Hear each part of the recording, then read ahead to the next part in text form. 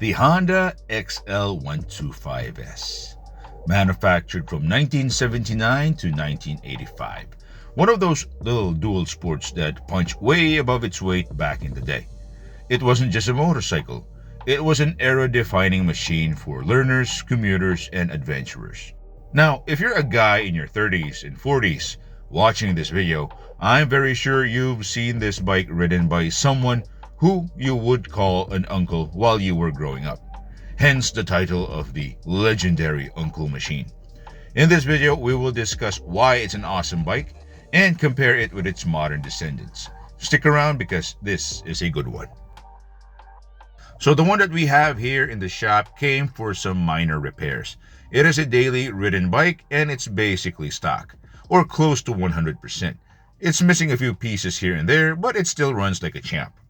So, what makes the XL125S an awesome bike back in the day? Or should I say, even up to this day? Well, it is a true dual sport. The XL125S was part of Honda's XL series, basically enduro-style road-legal dirt bikes. You could ride it to school, then take it through muddy trails on the weekends, and basically everything in between. Few small bikes could do both reliably. Now, it has a very bulletproof engine. It is air-cooled 124cc, 4-stroke single overhead cam single, around 12 horsepower and 10 Newton meters of torque. It's not a powerhouse, but it's more than enough for light trails and city riding. Now, Honda's 4-stroke reliability meant less smoke, fewer breakdowns, and longer life compared to its 2-stroke rivals. Also, it has a 6-speed manual transmission. Now, another thing that made it awesome back in the day was its lightweight and easy to handle characteristics. About 108 kilograms, dry, and compared to its bigger dual sport siblings like the XL500 or XL350 or even the XL600R. Now, it is perfect for beginners, smaller riders, or anyone needing a nimble bike in narrow streets and rough trails. Now, it is also very simple and easy to maintain with a very rugged design. Now, the steel tube frame, minimal electronics, and carburetor and kickstart is basically what it has. Built to survive abuse with parts you could fix with basic hand tools.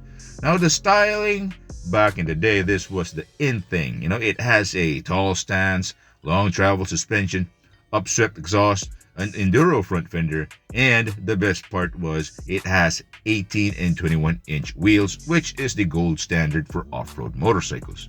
Now, why is it still popular today? Well, of course, it's a freaking Honda. Many are still running today, just like this one. With minimal rebuilds, all you need to do is change the oil, clean the carb, and it will outlive you.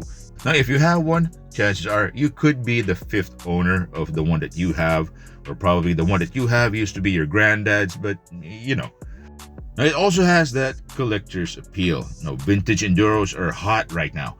The XL125S has that retro dual sport look. Round headlight, slim tank, spoked wheels, dual rear shocks, and drum brakes. Basically, what your aging uncle, dad, or granddad would call cutting edge back in the day. Now, it's also super cheap to maintain. Now, parts are available even up to this day, and Honda practiced part sharing or platform sharing even back then. It's also super easy to tinker with, making it popular among DIY mechanics and restoration enthusiasts. Now, also, again, it is a beginner-friendly motorcycle. It's an icon, basically. A lot of people grew up with this bike. It's still a go-to for new riders wanting to learn manual clutch without being overwhelmed. It's light, forgiving, and very predictable. Now, the cultural legacy. In many countries, including the Philippines where I'm from, the XL125S was a workhorse bike used in farms, provinces, and by students in the city. Now, let's compare the XL125S to its modern counterparts, namely the XR150 and CRF150L. Now, in terms of power, they're basically the same. The XL125 has around 12 horsepower and 10 Newton meters of torque. The XR150 and the CRF150 produce similar numbers, except for the fact that they produce more torque. But the upside of the XL125 is that it has a 6-speed manual transmission, which is better for highway cruising as compared to the more modern versions, which only have 5. Kind of a bummer. Now, in terms of weight, the XL125 wins at 108 kilograms dry, while the XR and the CRF are 20 kilograms heavier, which is funny considering that these are newer bikes with modern materials, more plastics, and while the older bike is way lighter and made out of more metal. Now, speaking of metal, the chassis of the XL125 seems to be built of better quality, while the newer XR and the CRF are like kinda cheap. Think about it. This XL125 is 40 plus years old, and the frame, it barely has any rust.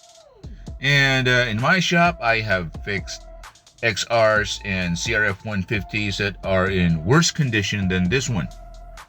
The most common issue with those bikes is that they have very, very flimsy swing arms made out of like cheap metal. A bike of, let's say, 3 years old, I have seen swing arms fall apart due to rust. While compared to this XL125, it still has the original swing arm. And again, barely any rust. Now, in terms of comfort, now I have to be very honest with you. I prefer the seat of the XR150L simply because it's padded more. But in terms of off-roading capability, I would be leaning towards the XL125. Why? It has ergonomics meant for standing up and sitting down, while the XR150 is more of a sit-down kind of bike. While the CRF, well, yeah, you can stand up, in off-road situations, but the seat itself is, no, it's something that you need to work around with. It's thinly padded. It's not comfortable for long-distance trips. Now, in terms of maintenance, well, these are basically the same bikes, but from different time periods. But the XL125 is a testament to Honda's reliability, especially their air-cooled engines. Now, look at this, 40 years old. It still runs today perfectly. Now, I'm pretty sure now some things have been changed with this one, but again, it still runs perfectly. Now, here's the big question. Should you buy an XL125? Well, the answer is up to you. If you are a glutton for punishment, or should I say you are a restoration enthusiast, or you simply like old motorcycles, by all means, go ahead. Buy yourself an XL125. But if you are leaning towards a more practical approach, you're looking for a daily rideable motorcycle, go for the XR150 or the CRF150L. I tell you, you won't regret the choice. Anyway, that's all I have for you today. Like this video and subscribe to the channel if you like what you see in here. And if you have something to add to this video or topic, leave a comment below for others to